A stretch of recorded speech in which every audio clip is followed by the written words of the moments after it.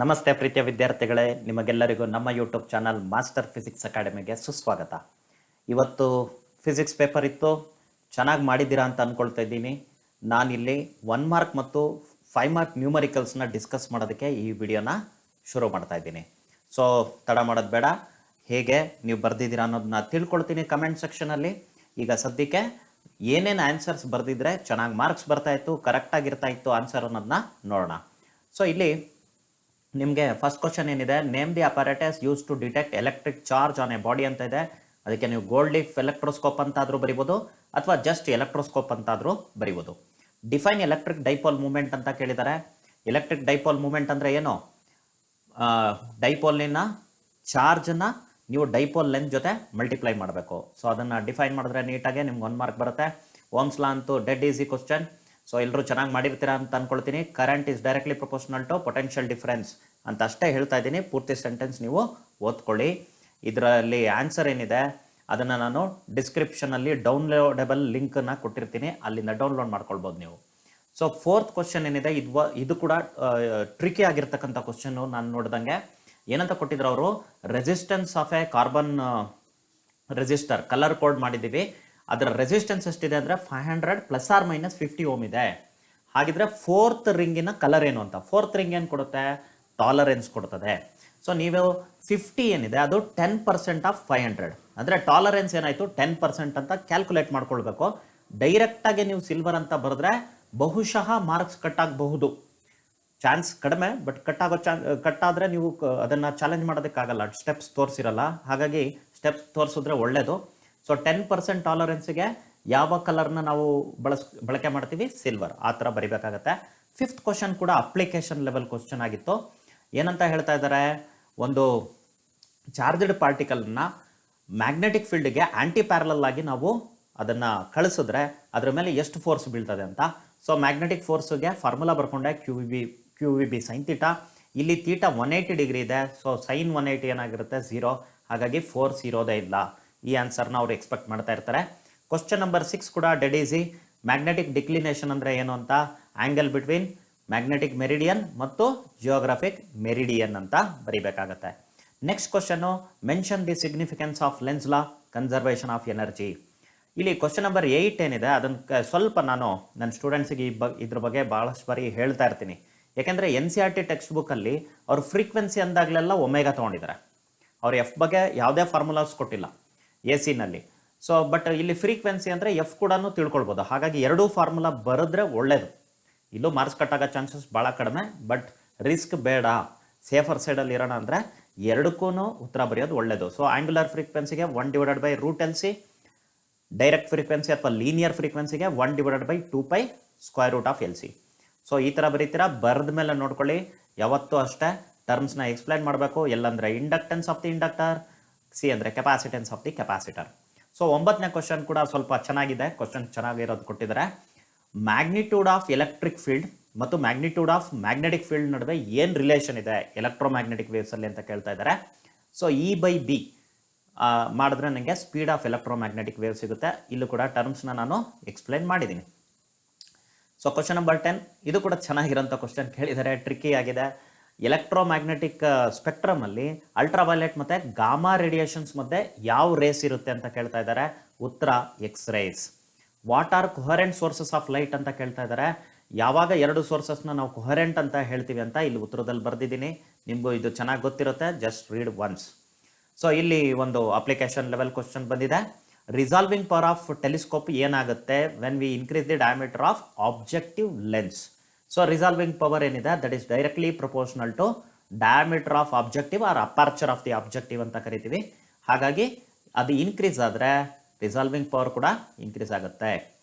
Next question number 13, what is meant by the ionization energy of an atom. ಒಂದು ಎಲೆಕ್ಟ್ರಾನ್ನ ground ಸ್ಟೇಟಿಂದ ಆಟಮಿಂದ ಹೊರಗಡೆ ತೆಗೆಯೋದಕ್ಕೆ ಬೇಕಾಗಿರ್ತಕ್ಕಂಥ energy, that is ionisation energy. Give an example of elemental semiconductor. ಸ್ವಲ್ಪ ಕ್ವಶನ್ನ twist ಮಾಡೋದಕ್ಕೆ ಪ್ರಯತ್ನ ಪಟ್ಟಿದ್ದಾರೆ. ಎಲಿಮೆಂಟ್ ಆಗಿರಬೇಕು ಮತ್ತು ಸೆಮಿಕಂಡಕ್ಟರ್ ಆಗಿರಬೇಕು. ಸೊ ಸಿಲಿಕಾನ್ ಇದಂತೂ ಭಾಳಷ್ಟು ಬಾರಿ ಈ ಚಾಪ್ಟರಲ್ಲಿ ಡಿಸ್ಕಸ್ ಆಗಿರುತ್ತೆ. ಜರ್ಮ್ಯಾನಿಯಂ ಕೂಡ ಹೌದು, ಕಾರ್ಬನ್ ಕೂಡ ಹೌದು. ಯಾವುದಾದ್ರೂ ಒಂದು ಬರೆದ್ರೆ ನಿಮಗೆ ಮಾರ್ಕ್ಸ್ ಸಿಗುತ್ತೆ. Draw the logic symbol of not gate. So not ಗೇಟಿನ ಲಾಜಿಕ್ ಸಿಂಬಲ್ನ ಬರೀಬೇಕಾಗುತ್ತೆ. ನೀವು ಈ ಎಕ್ಸ್ಪ್ರೆಷನ್ ಬರೀಲಿಲ್ಲ ಅಂದ್ರೂ ನಡೆಯುತ್ತೆ, ಬರೆದ್ರೆ ತುಂಬ ಒಳ್ಳೆಯದು. ಸೊ ಇದಾಗಿತ್ತು 1 ಮಾರ್ಕಿನ ಪ್ರಶ್ನೆಗಳಿಗೆ ಉತ್ತರ. ಈಗ 5 ಮಾರ್ಕಿನ ಪ್ರಶ್ನೆಗಳಿಗೆ ಹೇಗೆ ಉತ್ತರ ಬರೀಬೇಕಾಗಿತ್ತು ನ್ಯೂಮರಿಕಲ್ಸ್ಗೆ ಅನ್ನೋದನ್ನ ತಿಳ್ಕೊಳ್ತಾ ಇದ್ದೀವಿ.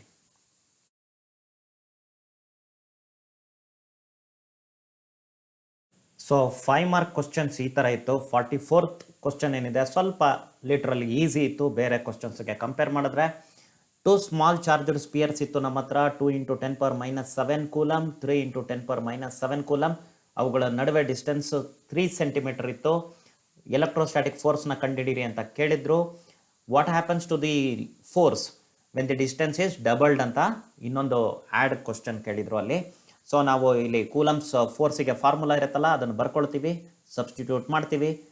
ಸಿಂಪ್ಲಿಫೈ ಮಾಡಿದ್ರೆ 0.6 ನ್ಯೂಟನ್ ಅಥವಾ 6 × 10⁻⁻1 ನ್ಯೂಟನ್ ಬರ್ತದೆ.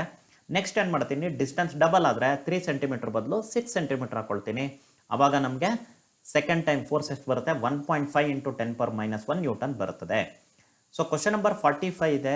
ಅದು ಸ್ವಲ್ಪ ಹೊಸ ಥರ ಕಾಣಿಸ್ತು ನನಗೆ, ಮತ್ತು ಸ್ವಲ್ಪ ಟ್ರಿಕ್ಕಿ ಅನ್ನಿಸ್ತು. ಮಕ್ಕಳಿಗೆ ಹುಷಾರಾಗಿ ಕಾನ್ಸೆಪ್ಟ್ ಗೊತ್ತಿಲ್ಲ ಅಂದರೆ ತಪ್ಪು ದಾರಿ ಹಿಡಿದ್ಬಿಟ್ಟು ಬೇರೆ ಇನ್ನೆಲ್ಲೋ ಹೋಗೋ ಚಾನ್ಸಸ್ ಇತ್ತು. ಇಲ್ಲೇನು ಹೇಳ್ತಾ ಇದ್ದಾರೆ, ಆರಿಜಿನಲಿ 8 ಮಿಲಿ ಕೂಲಮ್ ಇದೆಯಂತೆ. ಸೊ ನಾವೇನು ಮಾಡ್ತಾ ಇದ್ದೀವಿ, ಒಂದು ಚಾರ್ಜ್ನ ಪಾಯಿಂಟ್ ಎ ಇಂದ ಪಾಯಿಂಟ್ ಬಿಗೆ ತೊಗೊಂಡೋಗ್ತಾ ಇದ್ದೀವಿ ವಯಾ ಪಾಯಿಂಟ್ ಸಿ ಅಂತ. ಅಂದರೆ ಎ ಪಾಯಿಂಟಿಂದ ನೀವು ಬಿ ಪಾಯಿಂಟಿಗೆ ಹೋಗ್ತಾ ಇದ್ದೀರಾ. ಸೊ ವಯಾ ಸಿ ಅಂದರೆ ಸಿ ಮುಖಾಂತರ, ಅಂದರೆ ಸಿಗೆ ಹೋಗಿ ಆಮೇಲೆ ಹೋಗ್ತಾ ಇರೋದು ಈ ಥರ. ಸಿಗೆ ಹೋಗ್ಬಿಟ್ಟು ಆಮೇಲೆ ಅಲ್ಲಿಂದ ಇಲ್ಲಿಗೆ. ಬಟ್ ಆ್ಯಕ್ಚುಲಿ ಇಲ್ಲಿ ನಮಗೆ work done is independent of path ಅಂತ ಹೇಳ್ತೀವಿ. ಅದನ್ನು ನಾವು ಓದಿರ್ತೀವಿ. ಹಾಗಾಗಿ ಎ ಇಂದ ಬಿಗೆ ಡೈರೆಕ್ಟ್ ಹೋದರೂ ಅಷ್ಟೇ ವರ್ಕ್ ಆಗುತ್ತೆ. ಸೊ ನೀವು ಈ ಪಾಯಿಂಟ್ನ ಇಗ್ನೋರ್ ಮಾಡಬೇಕಾಗುತ್ತೆ. ಅದರ ಬಗ್ಗೆ ಏನೂ ತಲೆ ಕೆಡಿಸ್ಕೊಳ್ಳೋ ಅವಶ್ಯಕತೆ ಇಲ್ಲ. ಸೊ ನೀವು ಇಲ್ಲಿ ಏನು ಮಾಡಬೇಕು ಅಂದರೆ, ಚಾರ್ಜ್ ಕ್ಯೂ ಇದೆಯಲ್ಲ, ಅದು ಸೋರ್ಸ್ ಚಾರ್ಜ್ ಅಂತ ತೊಗೊಂಡಿದ್ದೀನಿ ನಾನಿಲ್ಲಿ. ಸೊ ಸೋರ್ಸ್ ಚಾರ್ಜ್ ಕ್ಯೂ ಇಂದ ಎ ಹತ್ರ ಎಷ್ಟು ಪೊಟೆನ್ಷಿಯಲ್ ಬರುತ್ತೆ ಅದು ವಿ ಎ. ಈ ಸೋರ್ಸ್ ಚಾರ್ಜ್ ಕ್ಯೂ ಇಂದ ಬಿ ಹತ್ರ ಎಷ್ಟು ಪೊಟೆನ್ಷಿಯಲ್ ಬರುತ್ತೆ ಅದು ವಿ ಬಿ. ಸೊ ಅದನ್ನು ಫಸ್ಟ್ ಕಂಡುಹಿಡ್ಕೊಂಡಿದ್ದೀನಿ ಇಲ್ಲಿ ನೋಡಿ. ಪೊಟೆನ್ಷಿಯಲ್ ಅಟ್ ಎ ಕಂಡುಹಿಡ್ಕೊಂಡೆ, 1/4πε0 charge divided by distance. So ನನಗೆ 24 × 10⁸ ವೋಲ್ಟ್ ಬಂತು. ಅದೇ ಸೋರ್ಸ್ ಚಾರ್ಜಿಂದ ಪಾಯಿಂಟ್ ಬಿ ಹತ್ರ ಎಷ್ಟು ಪೊಟೆನ್ಷಿಯಲ್ ಬರುತ್ತೆ, 18 × 10⁸ ವೋಲ್ಟ್ಸ್ ಬರ್ತದೆ. ನೆಕ್ಸ್ಟ್ ವರ್ಕ್ ಡನ್ನು, ನಾವಿವಾಗ ಟೆಸ್ಟ್ ಚಾರ್ಜ್ ಏನಿದೆ ಅದನ್ನು ಟೆಸ್ಟ್ ಚಾರ್ಜ್ ಅಂತಲೂ ಕರ್ಕೊಳ್ಬೋದು. ಈ ಟೆಸ್ಟ್ ಚಾರ್ಜನ್ನು ನಾವೇನು ಮಾಡ್ತಾ ಇದ್ದೀವಿ, ಎ ಇಂದ ಬಿಗೆ ಮೂವ್ ಮಾಡ್ತಾ ಇದ್ದೀವಿ. ಸೊ ಹಾಗಾಗಿ ವರ್ಕ್ ಡನ್ನಿಗೆ ಫಾರ್ಮುಲಾ ಏನು, charge moved into potential difference. Substitute ಮಾಡಿದ್ರೆ 12 ಜೌಲ್ಸ್ ಬರ್ತಾ ಇದೆ. ಸೊ ಸಬ್ಸ್ಟಿಟ್ಯೂಟ್ ಮಾಡಬೇಕಾದ್ರೆ ಪೊಲಾರಿಟಿನ ಯೂಸ್ ಮಾಡ್ಕೊಳ್ಬೇಕಿಲ್ಲಿ, ಅದನ್ನು ಮರೆಯೋಂಗಿಲ್ಲ. ಕ್ವಶನ್ ನಂಬರ್ 46 ನೀವು ಎರಡು ರೀತಿ ಸಾಲ್ವ್ ಮಾಡ್ಬೋದು. ಒಂದೇನಪ್ಪ ಅಂದರೆ KVL KCL ತೊಗೊಂಡು ಸಾಲ್ವ್ ಮಾಡ್ಬೋದು.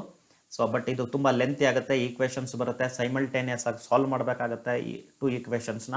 ಇದರೆಲ್ಲ ರಗಳೆ ಬೇಡ ಅಂದರೆ ನೀವೇನು ಕಾನ್ಸೆಪ್ಟ್ ಓದಿದ್ದೀರಾ, ಕಾಂಬಿನೇಷನ್ ಆಫ್ ಸೆಲ್ಸ್, ಅದನ್ನು ಬಳಕೆ ಮಾಡ್ಕೊಂಡು ಇದನ್ನು ಸಾಲ್ವ್ ಮಾಡ್ಬೋದು. ನಾನು ಅದನ್ನೇ ಬಳಸಿದ್ದೀನಿ ಇಲ್ಲಿ. ಸೊ ಇದು ಪ್ಯಾರಲಲ್ ಕಾಂಬಿನೇಷನ್ ಆಫ್ ಸೆಲ್ಸ್ ಆಯ್ತು. ಇದು 4 ವೋಲ್ಟ್ 1 ಓಮ್ ಇದೆ, ಇದು 2 ವೋಲ್ಟ್ 1 ಓಮ್ ಇದೆ. ಸೊ ನಮಗೆ ಫಸ್ಟ್ ಆರ್ ಇಕ್ವಲೆಂಟ್ಗೆ ಫಾರ್ಮುಲಾ ಗೊತ್ತಿದೆ, ಅದನ್ನು ಬಳಕೆ ಮಾಡಿದ್ದೀನಿ. R1 R2 divided by R1 + R2. So ಅಲ್ಲಿ ಆರ್ ಇಕ್ವಲೆಂಟ್ ನನಗೆ 0.5 ಓಮ್ ಅಂತ ಗೊತ್ತಾಗುತ್ತೆ. Next equivalent EMF of the combination, ಅಂದರೆ ಇವೆರಡರ ಬದಲು ಒಂದೇ ಸೆಲ್ ಇದ್ದಿದ್ರೆ ಅದಕ್ಕೆ ಎಷ್ಟು ಈಕ್ವಲೆಂಟ್ EMF ಇರ್ತಾ ಇತ್ತು ಅಂತ. ಸೊ ಫಾರ್ಮುಲಾ ಸಿಂಪಲ್ ಇದೆ, E1/R1 + E2/R2 into R equivalent ಅಂತ ಸಬ್ಸ್ಟಿಟ್ಯೂಟ್ ಮಾಡಿ ಸಾಲ್ವ್ ಮಾಡಿದೆ 3 ವೋಲ್ಟ್ಸ್ ಬರ್ತದೆ. ಸೊ ಈಗ ನನ್ನ ತಲೆಯಲ್ಲಿ ನೀವು ಬೇಕಂದರೆ ಡಯಾಗ್ರಾಮ್ನ ಬರಿಬೋದು. ನನ್ನ ತಲೆಯಲ್ಲಿ ಈ ಡಯಾಗ್ರಾಮ್ ಇದೆ. ಸೊ ನನ್ನ ಹತ್ರ ಒಂದೇ ಸೆಲ್ ಇರೋದು, ಒಂದೇ ಎಕ್ಸ್ಟರ್ನಲ್ ರೆಸಿಸ್ಟೆನ್ಸ್ ಇರೋದು. ಸೊ ಈ ಥರ ಸರ್ಕ್ಯೂಟು ನೆನ್ಪು ಬರ್ತಾ ಇದೆ ನನಗೆ. 3 ವೋಲ್ಟ್ ಈಕ್ವಲೆಂಟ್ EMF ಇದೆ, 0.5 ಓಮ್ ಈಕ್ವಲೆಂಟ್ ಇಂಟರ್ನಲ್ ರೆಸಿಸ್ಟೆನ್ಸ್ ಇದೆ, ಎಕ್ಸ್ಟರ್ನಲ್ ರೆಸಿಸ್ಟೆನ್ಸ್ 7 ಓಮ್ ಇದೆ. ಸೊ ಈ ಸರ್ಕ್ಯೂಟಲ್ಲಿ ಕರೆಂಟ್ ಎಷ್ಟು ಅಂತ, ಇದು 7 ಇದು.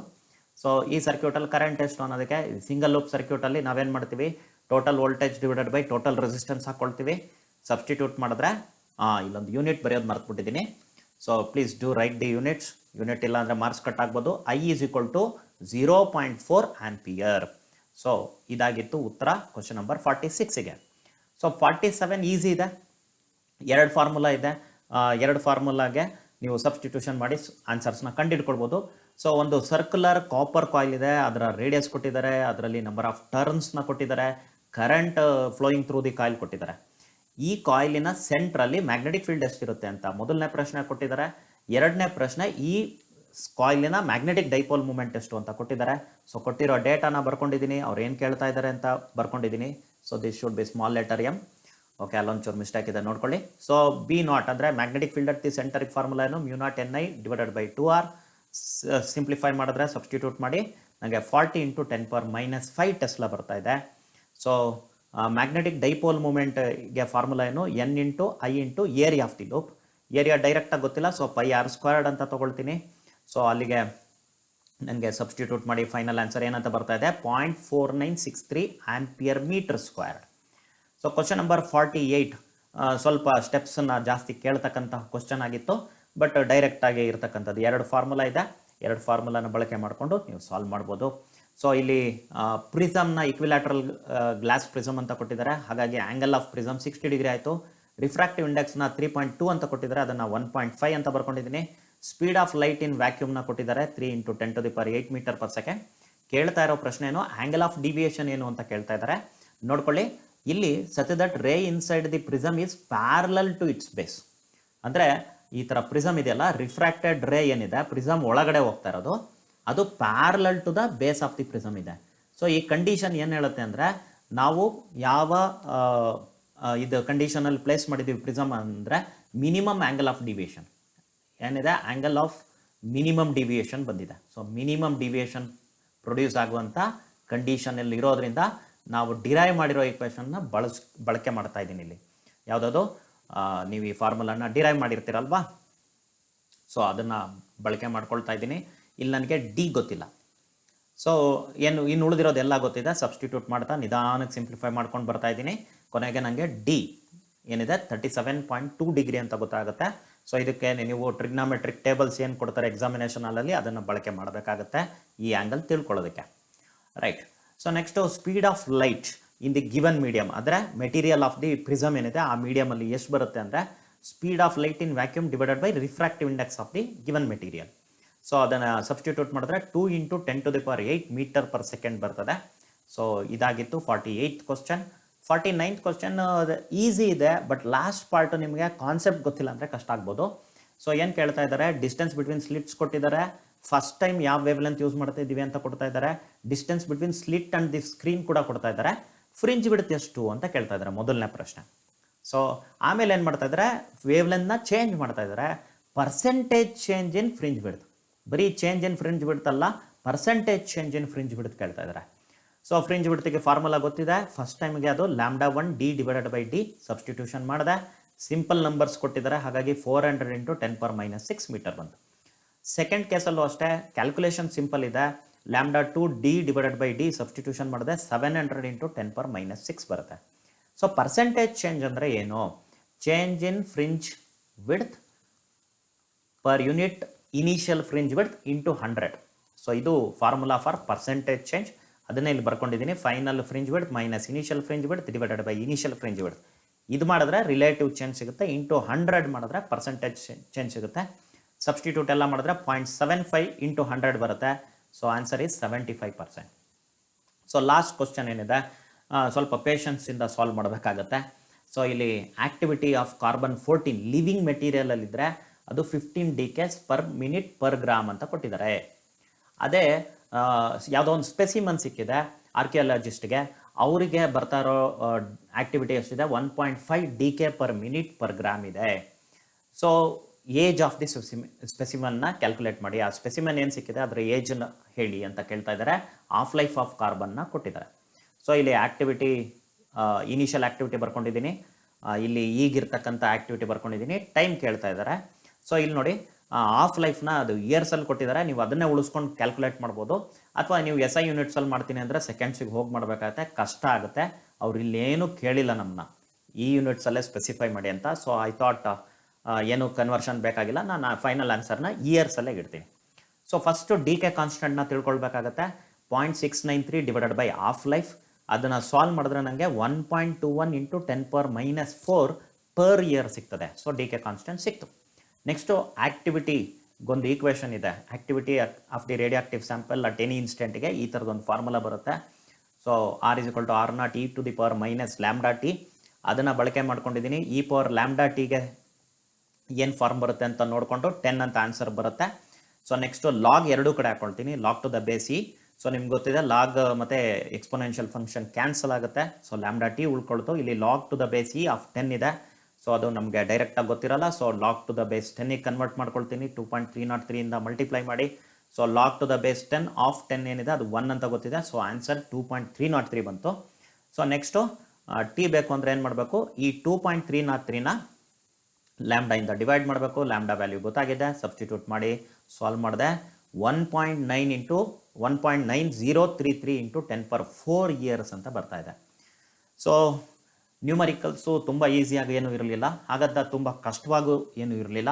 ಕೆಲವು ನ್ಯೂಮರಿಕಲ್ಸು ಎರಡೇ ಪಾರ್ಟ್ಸಲ್ಲಿ ಸಾಲ್ವ್ ಮಾಡೋಂಥದ್ದಿತ್ತು, ಕೆಲವುದಕ್ಕೆ ಸ್ವಲ್ಪ ಹೆಚ್ಚಿನ ಕಾನ್ಸೆಪ್ಟ್ಸ್ನ ಅಪ್ಲೈ ಮಾಡಬೇಕಾಗಿತ್ತು. ನಿಮಗೆ ಹೇಗಿತ್ತು ಇವತ್ತಿನ ಎಕ್ಸಾಮ್ ಅಂತ ಕಮೆಂಟ್ ಸೆಕ್ಷನಲ್ಲಿ ತಿಳಿಸಿ. ಸೊ ಮತ್ತು 2 ಮಾರ್ಕ್ಸು 3 ಮಾರ್ಕ್ಸ್ ಕ್ವಶನ್ಸ್ ಕೂಡ ನೋಡಿದೆ. ಸೊ ಅಲ್ಲೂ ಕೂಡ ನಿಮಗೆ ಅಪ್ಲಿಕೇಶನ್ಸ್ ಲೆವೆಲ್ ಕ್ವಶನ್ಸ್ ಬಂದಿದ್ದಾವೆ ಕೆಲವು, ಬಟ್ ಚಾಯ್ಸ್ ಜಾಸ್ತಿ ಇದ್ದಿದ್ದರಿಂದ ನಿಮಗೇನೂ ತೊಂದರೆ ಆಗಿಲ್ಲ ಅಂತ ಅಂದ್ಕೊಳ್ತೀನಿ. ವಿದ್ಯಾರ್ಥಿಗಳೇ, ನಿಮಗೆಲ್ಲರಿಗೂ ಒಳಿತಾಗಲಿ, ಶುಭವಾಗಲಿ. ಧನ್ಯವಾದಗಳು.